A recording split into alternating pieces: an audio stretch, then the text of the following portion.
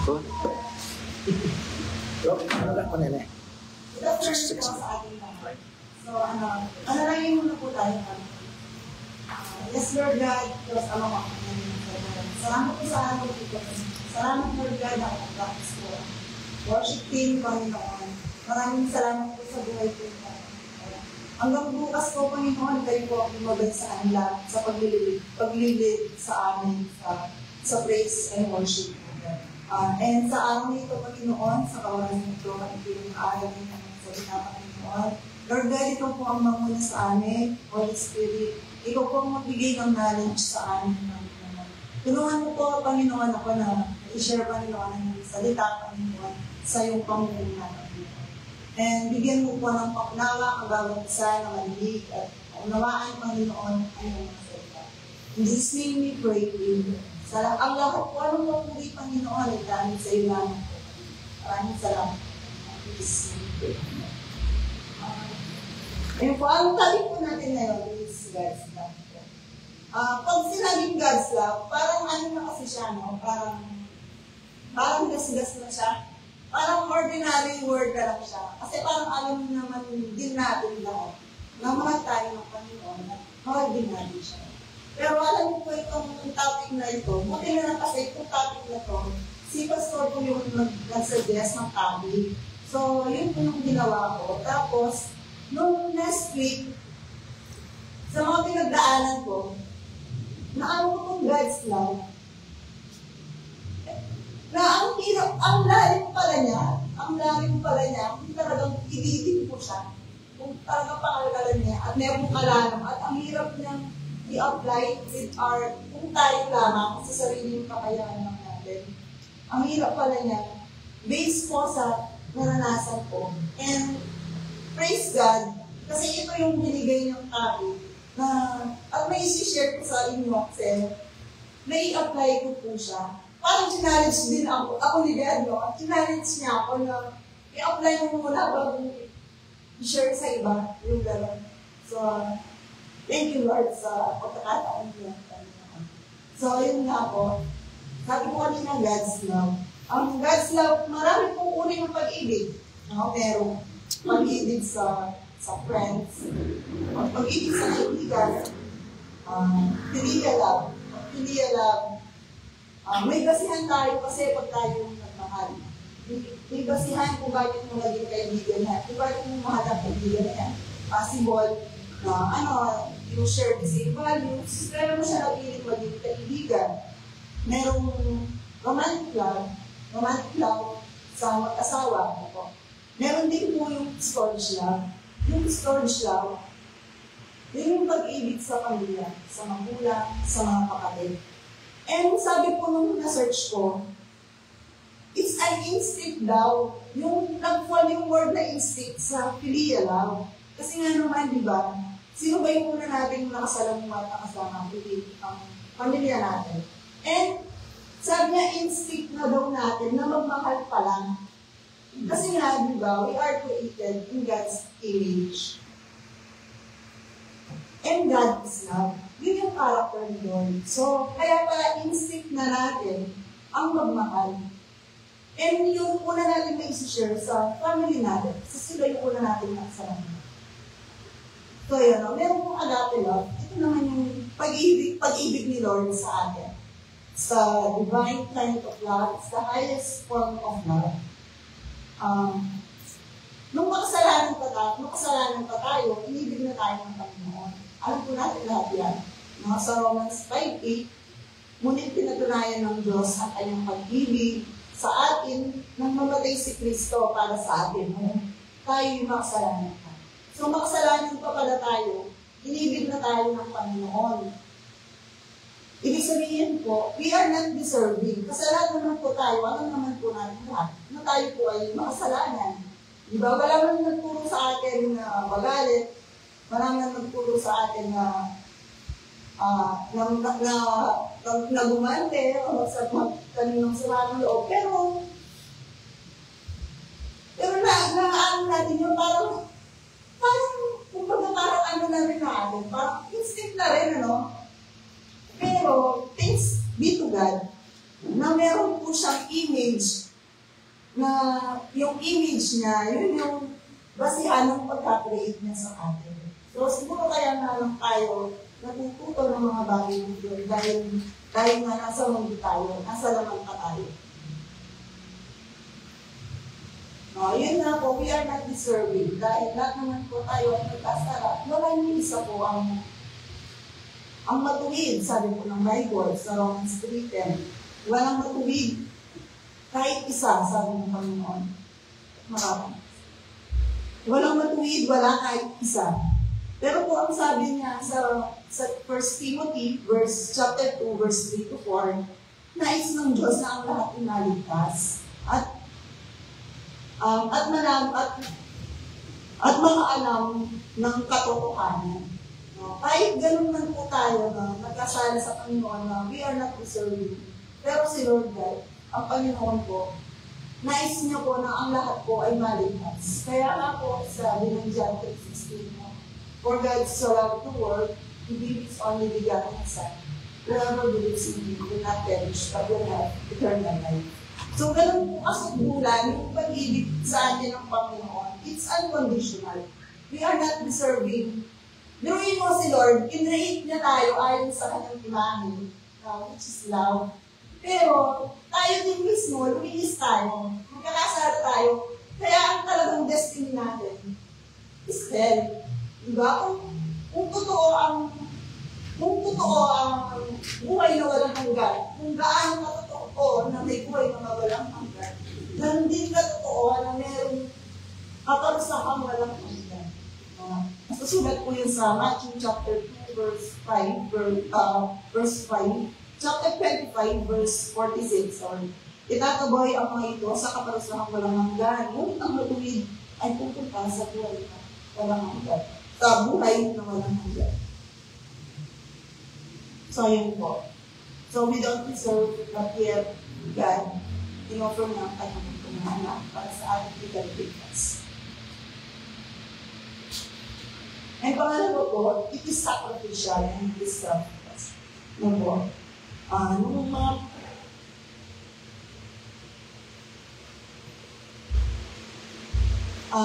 it is sacrificial and selfless. Kasi si Jesus po, di ba, bumaba siya para uparin ang prophecy dahil siya talaga siya lang talaga yung prophecy para sa ating kaligtasan. Ang Panginoon. Ang sabi po sa Philippians chapter 2 verse 6, kahit taglay niya ang kalikasan ng Diyos, hindi niya pinagpilitang manatiling kapantay ng Diyos.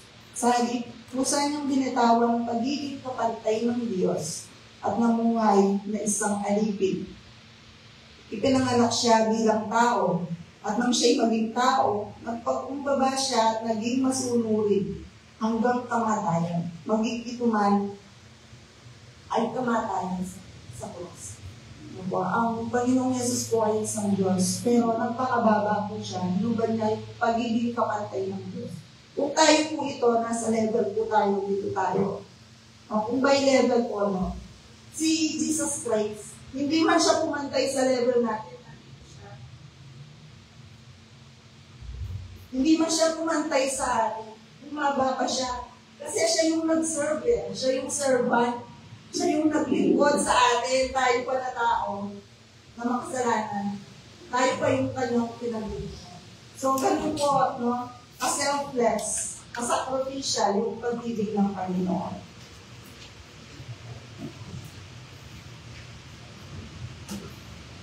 And alam naman po natin lahat yung dinanas natin ng Jesus. Dahil nagkatawang tao nga siya.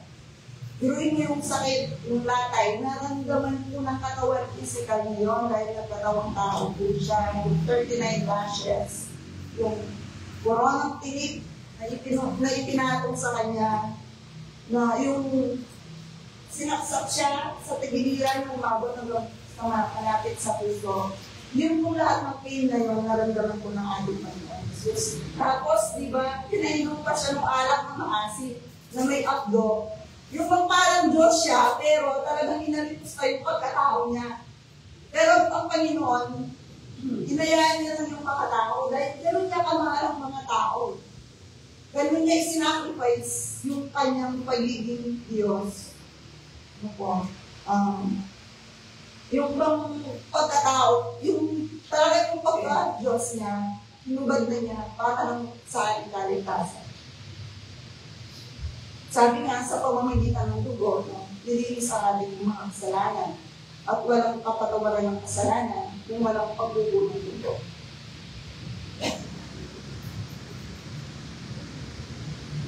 Siya yung sacrificial love. Dahil siya lang talaga yung kapatagapan na maging sacrifice. Sacrificial love kung ano ka naman sa Old Testament. Dapat, kung mag-aalay ka, halimbawa, yung kambing man yan, dapat yan, ang blemish yan, dapat perfect, walang kapintasan. Walang kapintasan, wala namang po ibang pwedeng gumanap noon, kundi si Jesus ka.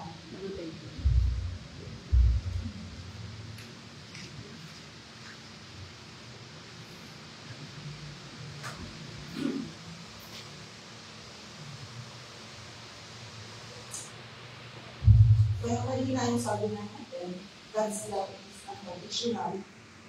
God's love is selfless and sacrificial. And pangatlo, with God's love, we are secure.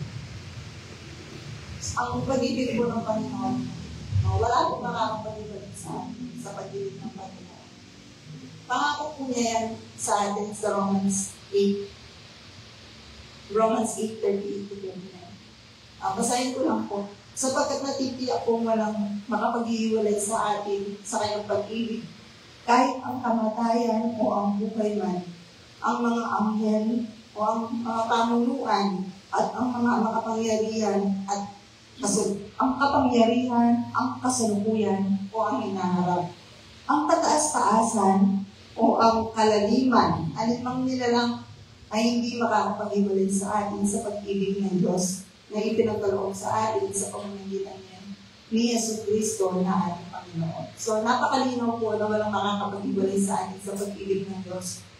Kahit anumang pagsubok mangyari, kahit anumang pagtukso, kahit anumang pagdaanan natin, kahit anumang gawin ni Satan para ilayo ka sa Diyos, hindi siya magtatagumpay. Kahit na anumang depression ang ibigay sa'yo ni Satan, susunod sa isipan mo, kahit anxiety pa yan, with the power of the love of Jesus, mapagtatagumpayan po natin. Si Satan kasi, yun lang po talaga yung gawain niya. Yun lang yung role niya sa mundo na agawin tayo sa Panginoon. Pero hindi po siya magtatagumpay. Dahil nakasulat na po yan sa Bible. Ang destiny ni Satan, ngayon pa lang, alam na natin, sa hell siya. Kaya nga po, kung hindi tayo susunod sa Panginoon Jesus, masasama po tayo kung saan mapupunta si Satan. Pero tayo po mga Kristiyano, we are blessed. We are sure na tayo po ay ligtas at hindi po tayo mahiwalay sa pag-ibig ng Panginoon. Dahil meron na po tayong tatak. Meron na sa atin ang Holy Spirit. Siya yung tatak natin ng ating pagkaligtas. Kaya, ang Holy Spirit, ito rin yung nagbibigay sa atin. Siya yung magkukanggit kung tayo nagkakasala. Siya yung magtutuwid sa atin. Kaya kung hawakan natin yung ating kaligtasan, tayo po ay salyado na ng banal na Espiritu. Sabi sa Ephesians 4, chapter 4, verse 30, huwag ninyong saktan ng kalooban ng Espiritu sapagkat siya ang tatak ng Diyos sa inyo, ang katibayan na kayo tutubusin pagdating ng panahon. So, kaya nga po, sa pag-ibig po ng Panginoon, na tayo secure. Kung minsan po nadadala po tayo sa mga pagsubok, natetend tayo, minsan magkakaroon ng chance si Satan, na gulayin tayo, tuksuin tayo, pero dahil mahal tayo ng Panginoon si Lord, pilit pa rin niya tayong ibabalik sa Kanya. Sabi ko nga po kanina, hindi naman magtatagumpay si Satan. Hanggang doon lang siya, hanggang doon lang doon sa susubukin ka, kung nadala ka, nadala ka. Mapapalo ka, papalingin ka ni Lord, dito sa tinayin ka hanggang bumalik ka sa Kanya. Ganun po ang pag-ibig ng Panginoon.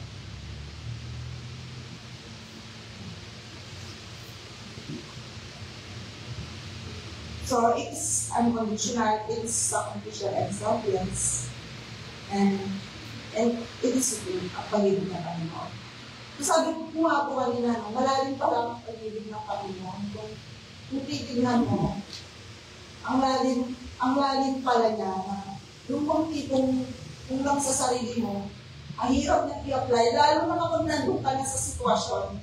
Kung wala ka sa sitwasyon, parang ano lang eh. Madali lang eh.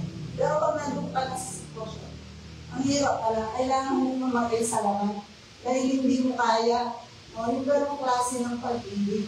Yung pag-ibig ni Jesus, sabi nga, yung mga sinabi nga natin, yung katulad ng pag-ibig ni Jesus, ang hirap isa pamuhay kung sa sariling laman ng pumita. Ang sabi pa naman niya sa John chapter 13, verse 34, verse 34-35, sabi niya, may bagong utos ako sa inyo, sabi ng kanyang message. Ito yung time na malapit na ito yung time na piniprepare ni Jesus ng mga disciples na dahil alam niya na malapit na mamaganap yung nakakatigaan. Ang sabi niya, may bagong utos ako sa inyo, ang sabi niya sa mga disciples. Mahalin ninyo ang bawat isa. Dapat ninyong mahalin ang bawat isa gaya ng pagmamahal ko sa inyo. Kung mamahalin ninyo ang bawat isa, malalaman ng mga tao ba? Disciples ko kayo. Medyo ano po yung ng Bible natin. Pinoy version po siya. Mahalin niyo ang bawat isa, gaya ng pagmamahal ko sa inyo. Sabi niya. So yun nga po. Yung character na sinabi nga natin ng conditional, selfless, and yun, din natin dapat mahalin ang kapwa natin. Kasi sabi nga, mahalin nyo ang bawat isa kung paano kayo naman. And ganoon din sa mga unbeliever o yung taong nakasakit sa'yo, mahal din yan ng Panginoon eh. Kahit masasama at mahal ng Panginoon. So, hindi lang yung mga kapatid natin, ang mamahalin natin, hindi lang yung mga kasama natin sa church. Kundi maging yung mga tao sa labas. Pati yung mga tao na nanakit sa atin, bigay ng sama ng loob sa'yo, di ba? Sa experience ko, sa mahabang panahon. Tapos, ganun lang pala, wala pa, sorry, kailangan ko na siyang patawarin. Parang, sabi mo, Lord, patayin mo ako sa laman, kasi ang hirap, hindi ako, Lord, ng Sabado yun. Patayin mo ako sa laman, kasi hindi ko kaya, Lord. Sorry. Parang, ang kasi ang bigat. Kasi nasa emotion ko ako. So, kaya nasasabi ko, nasa laman. Ang hirap isuko, ang hirap magpakumbaga, na hindi naman hinihingi yung kapatawaran mo, pero kailangan mo siyang patawarin. Ulit ang ganun. So yun nga po. Salamat sa message pinalito ni Lord. And then, kung mamahalin ninyo ang bawat isa, sabi niya, malalaman ng mga tao ng disciples ko kayo. So yun nga, yung character ni God, dapat siya yung ating ipamuhay. Dahil ang character ni God is pag-ibig, ang Diyos ay pag-ibig. Since ipinanganak na tayo, we are created in God's image. So dapat yun po yung isa pamuhay po natin. Meron po akong dito. Hindi ko alam kung dapat ipag-share, pero share ko na rin. Kasi yung sinabi ni Jesus dito, ang kausap lang niya, yung mga disciples niya, sabi niya, mahalin ninyo ang bawat isa, gaya ng pagmamahal. So, okay, pumasok na siya dito. Sinabi ko kanina, mahalin niyo ang bawat isa, sabi niya. Sabi ko, yung mga disciples na kausap na, yung mga disciples lang palang magmamahalan. Diba? And alam niyo po dito, wala na si Judas dito, yung 11 na lang ang kausap ni Jesus dito, wala na yung isa. Kasi inano na ni Jesus, pinalabas na siya, bago niya binigay yung bagong utos sa mga disciples. Doon sa 11 na lang sinabi na mahalin niyo ang bawat isa. Sabi ko, yung 11 lang sila. Sa kanila lang sila lang yung magmamahalan. Pero hindi pala, pumasok sa isip, naalala ni Lord, yung the Great Commission, go and make disciples of all nations. Kaya, hindi naman yung sa magkakapatid lang sa pananampalataya ang pagmamahal. Kundi maging sa tao sa labas. Kasi lahat ng mga tao sa labas na yan, masasama man yan ang mabubuti. Nais ng Lord na sumunod sila sa Kanya. At darating yung panahon, lahat ng mga tao sa labas, magiging disciples ni Lord. Kaya sabi niya, mahalin niyo ang bawat isa, sabi niya. At kung mamahalin niyo ang bawat isa, malalaman ng mga tao na disciples ko kayo. So, ito nga yung para po nila, which is love. Siya yung dapat natin. Isa pa mo.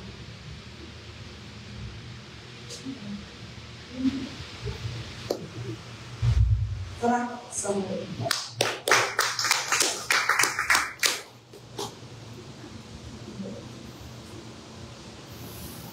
Kung meron po mga idaragdag, wala na kayo dyan sa ikaw bro.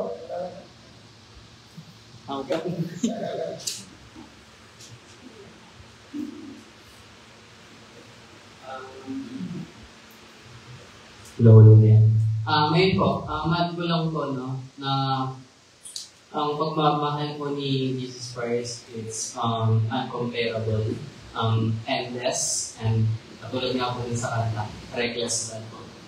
Kasi in the first place, minahal na po tayo ng Panginoon, hindi pa po tayo nabubuhay sa mundong ba.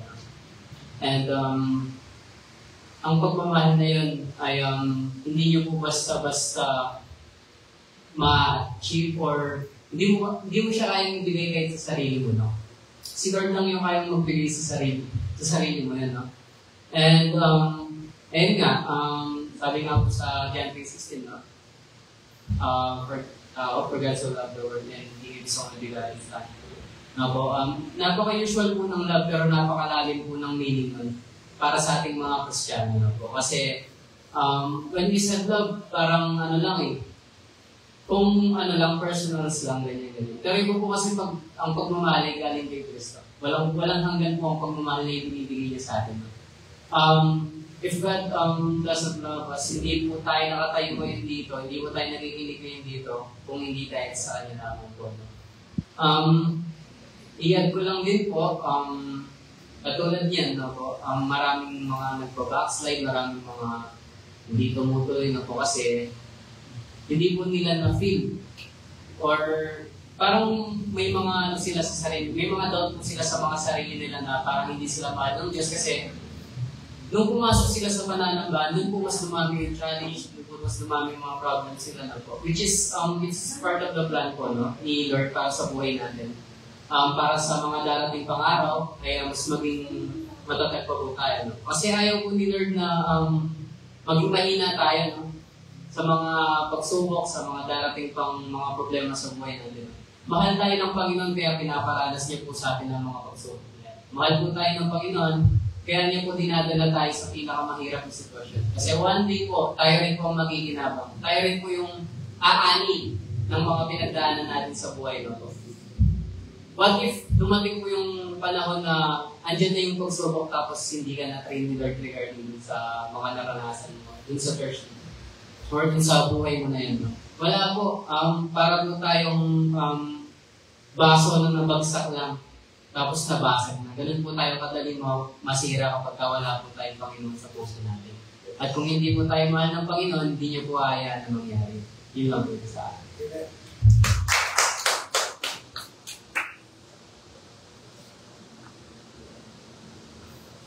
Wait ka. Sister Shara. Wala.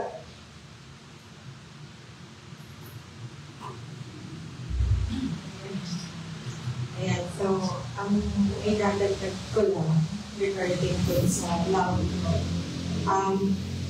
First, purihin ng Panginoon kasi talaga pinakita na yung pag-ibig mo sa atin for sacrificing sa cross. Na talagang binigay niya yung buhay niya para tayo ay maligtas. And this afternoon din, na i-share ko lang po na when I was, papunta po ako dito, isip ko lang, may pumasok sa isip na sa ating mga Kristiyano, even if we are nagsiserve na kay Lord, nagkakasala pa rin tayo. And then, may pumasok lang sa isip ko, whenever you are thinking about sin, just think of God's love and forgiveness. Kasi, sabi ng Panginoon, nagkakasala ka, yes, but my love is greater than your sins. So, yun, naisip ko po na, ay, salamat Panginoon. Kasi pinaremind mo sa akin na yung pag-ibig mo mas malaki pa kaysa sa mga kasalanan ko. Na I'm not perfect. Every day, may siguro pag sinasaway ko yung mga anak ko, sometimes nakakapagsalita ako ng hindi maganda, or hindi ko rin napapansin sometimes the way I sinasabi ko sa kapwa ko, it's either nakasakit ako na hindi ko alam. So, yun po, yung naisip ko na, yes, because I'm not perfect, so talagang dumarating sa type na nagkakasala ko. But God's love is greater than our sins. Kaya po, yun yung unang pag-ibig na binigay po niya sa us. So, yan ang po ang masashare ko.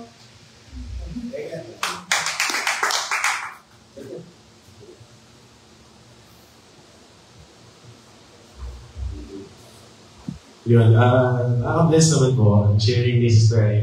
So, God's love, yun nga, no, we all know na before we even know how to love, God loved us first. Natin po yun sa word.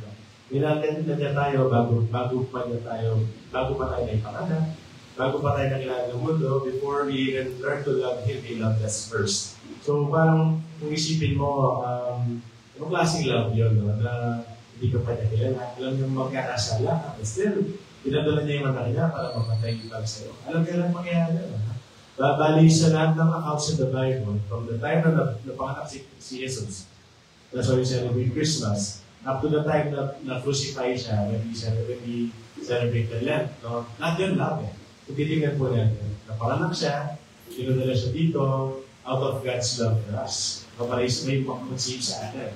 Hanggang doon sa pinatay siya, namatay siya, love pa rin, di ba? So, sabi nga po, si God, yung mismong definition ng love is equals to God. Kung gusto mo malaman anong pahulugan ng love, look at the Lord. Tignan mo lang siya, parang siya yung personification ng word na love, sabi nga. Siya mismo yung love, si God mismo.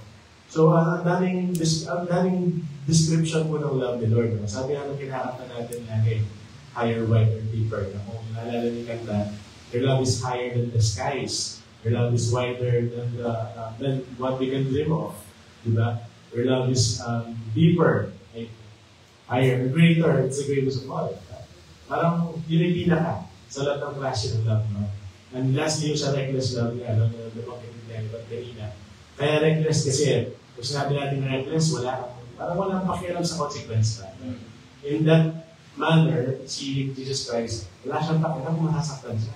Basta may i-express niya yung gagawin sa atin, sa ating lahat. Eh, alam niya yung pagdadaanan niya, alam niya yung sakit, alam niya yung pain, alam niya yung kahantungan, but still, naging willing siya, pwede naman tumakbo na lang siya.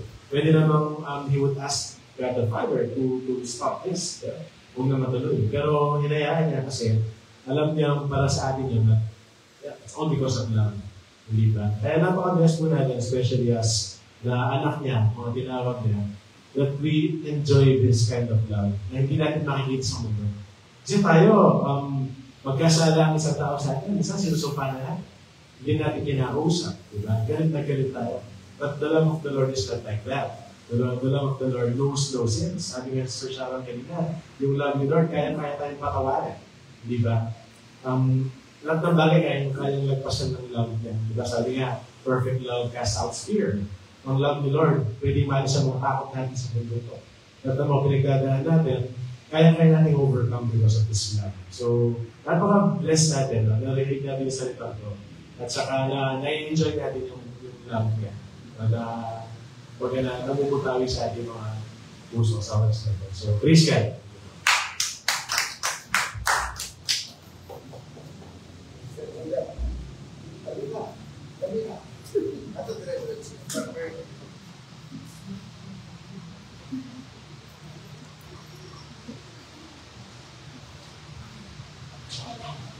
Amen. Ako'y talagang God's love na lahat ng sinabi ni Pinky, pero yun nga, salamat siya sa ating design na yun. That's really blessed. No? Ganito ko yung mga verses na tungkol sa God's love. Yung nasa pinag-isis, tayo yung decision. Meron din tayo sa Romans 5:8. Sabi dito, that God demonstrates His own love for us while we were still sinners, sabi ni Jesus kanina. At saka yung Christian, for 8, it says, whoever does not love does not know God, because God is love. Amen. Sabi ni Brother Timothy, love is our God. Totoo yun, no? Kasi, sabi nga ni Sister Emily na, kung babasahin mo lang, napakababal. Pero pag i-analyze mo yung words, napakalalim. Bakit malalim? Kasi, kung mababaw lang ang ating kaalaman, hindi natin malalaman. Yung God natin pala, ang pag-ibig. Diba? Katulad sabi ni example yung sinabi ni Brother Ivan, na mga pagsubok, ang mga trials na tinataras natin, ay nagiging magbibigay. Dahil doon din tayo nagiging matibay. So, nagiging matibay tayo through our Jesus Christ. So, ang galing ni God. Kasi, makaparable words, pero pag pinamnam mo, kapag pinagalalan mo kaya, talagang powerful lang. Diba? Pero sabi nga natin, hindi lang ito ang nagbibigay ng, or pwede natin ito,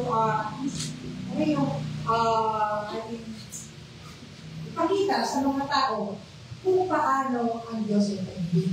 Tulad nga, sabi nga dito yung butos na lang isa, ay mahalin natin ang kapwa natin at yung kaaway natin. Diba? Ang hirap nun. Kung we're just vessel or flesh lang. Kasi, ikaw sinaktan ka eh. I mean, nasugat ka kumbaga. Pero paano mo ibigin nga yung tao na yun? Lagi natin pinag-aalala nito, lagi natin narinig yung pastor ko. Pero, I myself, nagagawa ko ba? Nagagawa ko ba? Kung sa akin ang siguro hindi. Pero ang pag-ibig ni Lord, nagagawa ko. True. Kasi, lahat tayo hindi tayo perfect. Hindi tayo sinasabi natin, okay ko lang. Kaya ko lang gawin, ganyan lang eh. O kaya ko lang natin. Pero hindi. Mahirap, lalo pag ikaw ay nakapokus na kay God. Hindi ko biro-biro, hindi ko gawa-gawa. Kung ang Diyos ay nasa iyo, nun, magiging successful tayo sa lahat ng bagay. Pero pag hindi ginagawa mo lamang, na hindi ko tao sa puso mo, hindi natin gawin. Yun din ang tinatawag ng God's love. So, praise the Lord.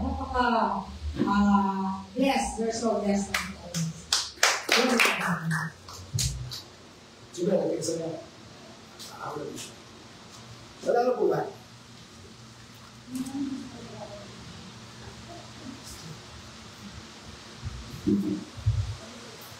Katulad ng sinabi si Sister, paano natin gagawin?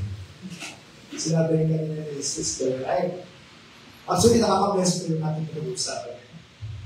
Pag narinig natin yung salitang love, diba, siya naman ang una natin iisipin. Kaya namang pupunta sa isipan kundi ang Lord, kasi siya yung pinagkalingan ng pagtitingan. So, sabi nga, hindi madali. Sabi sa Biblia, the Lord Jesus said, kapag sinampal ka sa kaliwa, ibigay mo ka. At kapag binato ka, ang tinapay, patuloy mo lang. Kapag binato ka, patuloy mo lang tinapay. So, ano pa yung love your enemies? Yeah. Diba? How can we do that?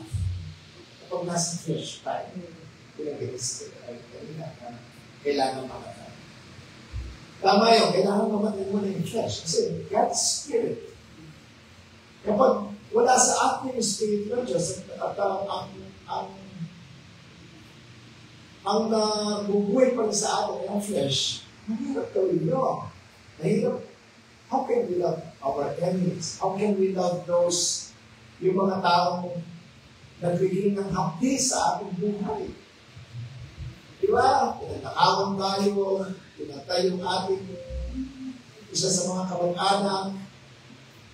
How can we love those people? How can we love those people na pinahiya ka? Diba? How can we love those people na binabash ka lagi sa Facebook kahit wala kang ginagawa sa kanya? How can we love those people na tinichismis tayo, minamalinis tayo? Diba? Napakahirap po. Ayun, so yun. Pero meron akong verse dito. How can we do those things? That we are commanded to love our enemies. We are commanded to give our right cheek kapag may sumapal sa atin sa left.